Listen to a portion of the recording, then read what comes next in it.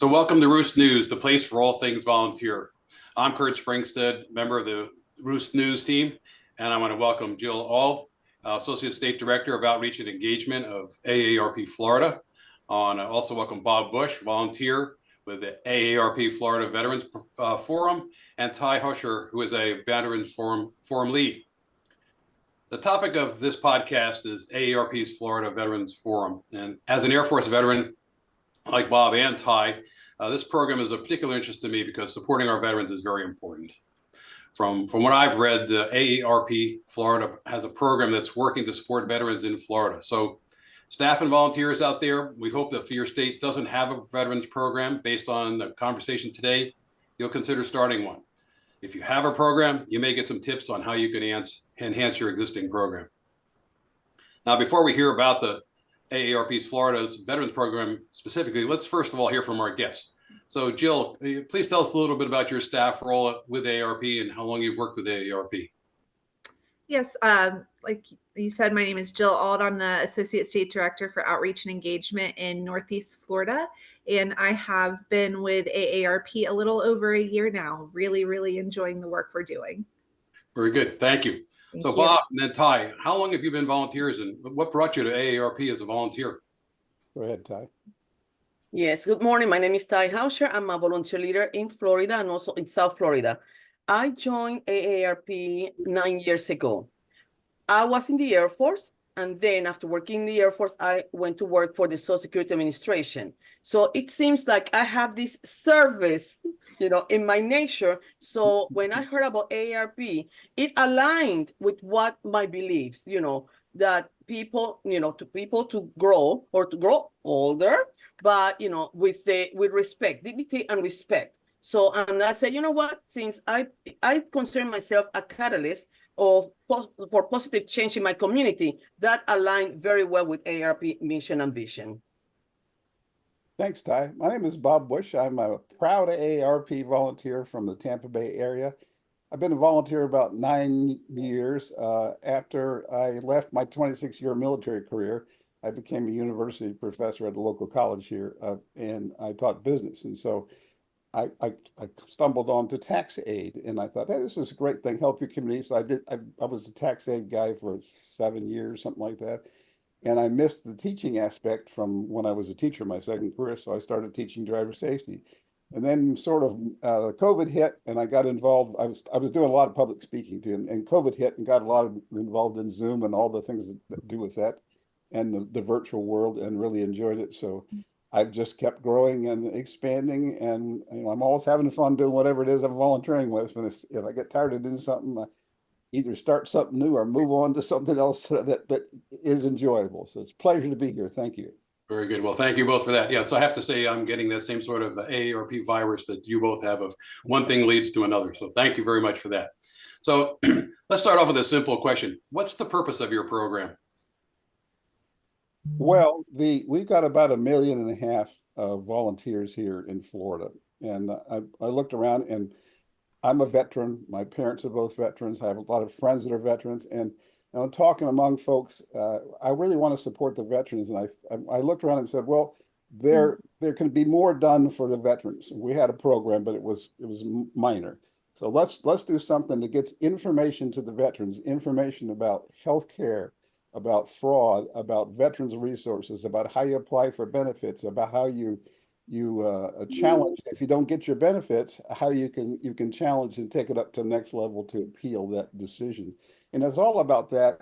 I've been a Medicare counselor as a volunteer in the past, and I know how confusing it is to mesh the VA benefits and Medicare. And do I need Part D? Do I need Part B?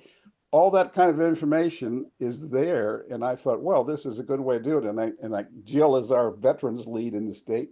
So I contacted Jill and I said, hey, let's start a program. And she said, sure, let's do that. So I got some of my good friends, Ty, and some other veterans, and we got together. We said, this is an idea, let's make it go. So that was how it initiated, and it has grown since then. And we hope to continue to grow our program, and we're willing to support you all out there in the AARP world with any resources that we build or whatever. We'll be happy to consult or support. Bring it on. anything we can do for the veterans of the United States is a positive thing. Sure, that's great. So it sounds like a little bit like it was an expansion of an existing program. But how do veterans become a member of the forum, or how do they become aware of it?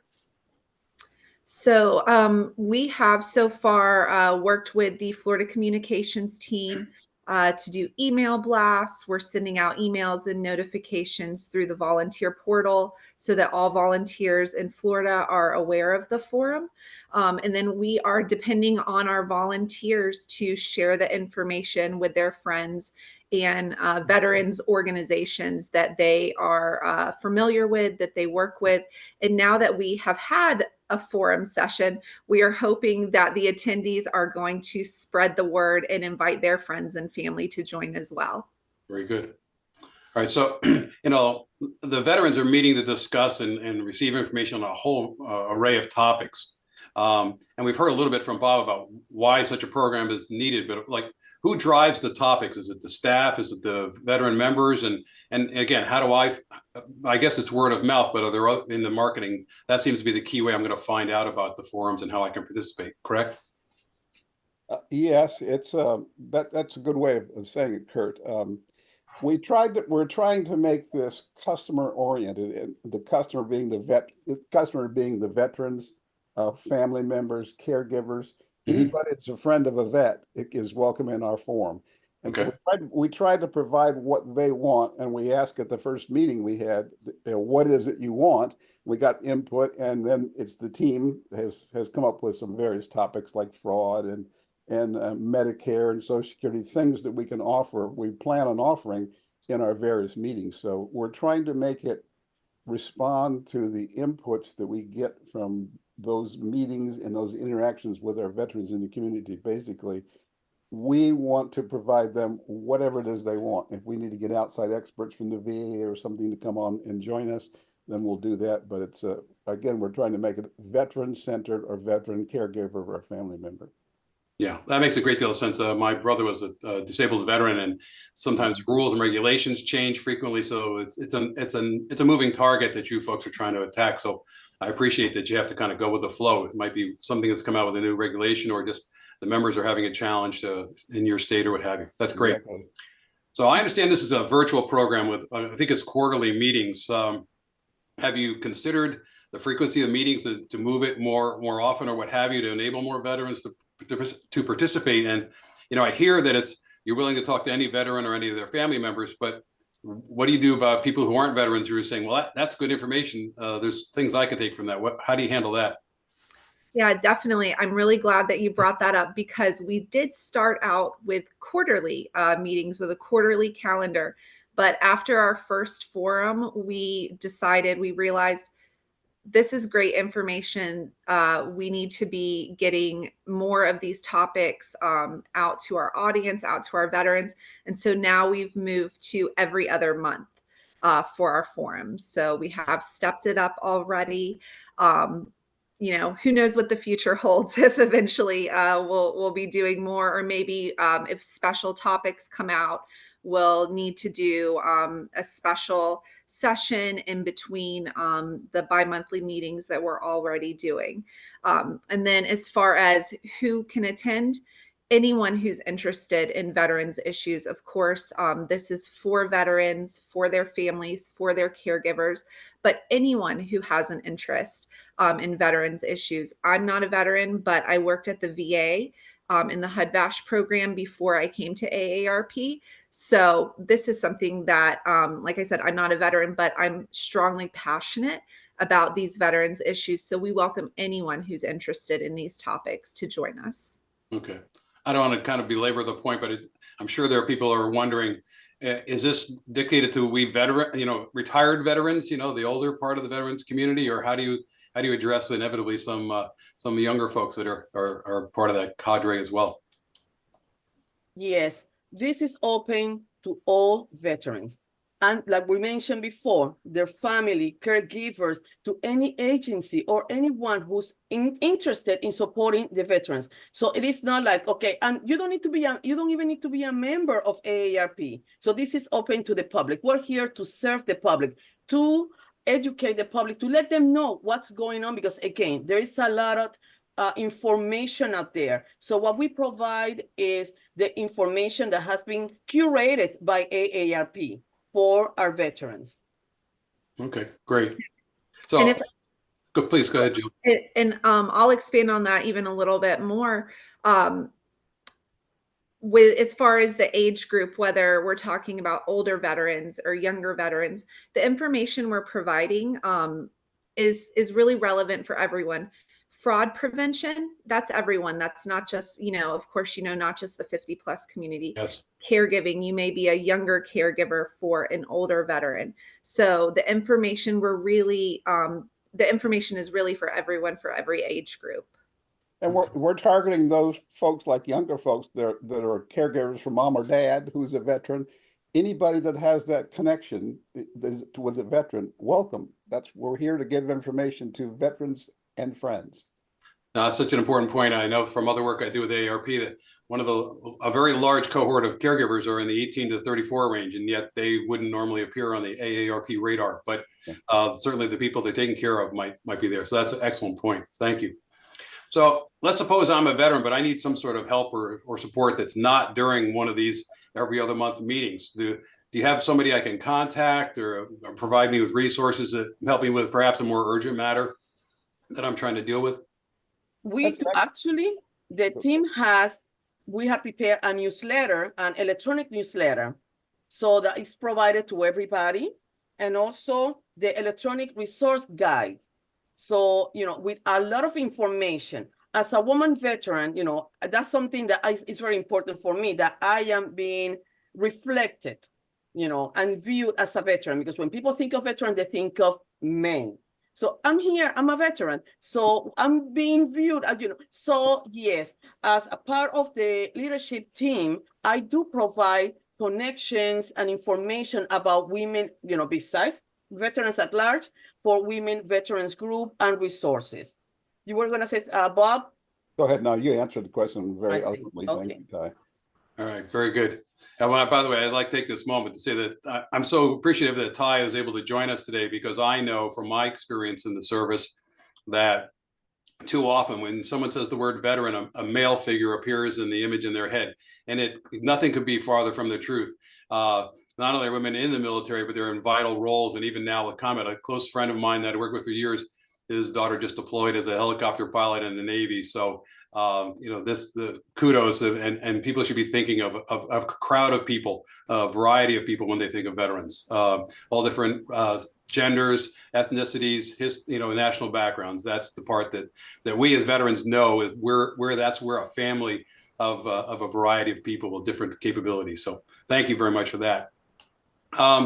These kinds of forums are very much needed to support our veterans, and we should talk a little bit now about outcomes. So I'm just curious how you feel that the program is going today. Maybe you have some feedback you can share on some things that you're doing that you think makes a particular difference, or some examples of how you've made a difference in particular veterans' lives. And the other thing is, did you learn some things that said, oops, we shouldn't be doing that, or we need to back up and go down the other road? Well, that's a good question, Kurt. This initiative is relatively new to us, and we're happy to talk about it today because we're excited about it. But it's relatively new, and right now the mailing list for this is around 175, 180 people. Mm-hmm. And our thinking is to make this. We have regional areas of Florida that would be handled by the associate state director. That's not our target audience. Like laying wreaths on cemeteries or putting flags out and so forth and so on, or veterans affairs, things in the local community. Our focus is on getting information, and everything we want to provide will have a link to the actual VA site, Medicare site, Social Security site. It's an informational transmit to veterans, and that's where we hope to really make our money, if you will, about mm-hmm. helping people, giving them information. I know that's just the toughest thing to find sometimes is where do I even look? When you first come in, you first go against, well, actually, I shouldn't say that. When you first face the VA system, and you want to let's not go against, I'll take that back, let's scratch that one. When you face the VA system, it's daunting. How do you get your pension? How do you get your disability? How do you appeal it? I've been there, done that, and that's my sense of a veteran of saying, I can help you with links that can take you. For instance, each county in Florida has a Veterans Affairs officer, and we have links to all the counties, and we can say, here it is, just call up this person, and that's where you start.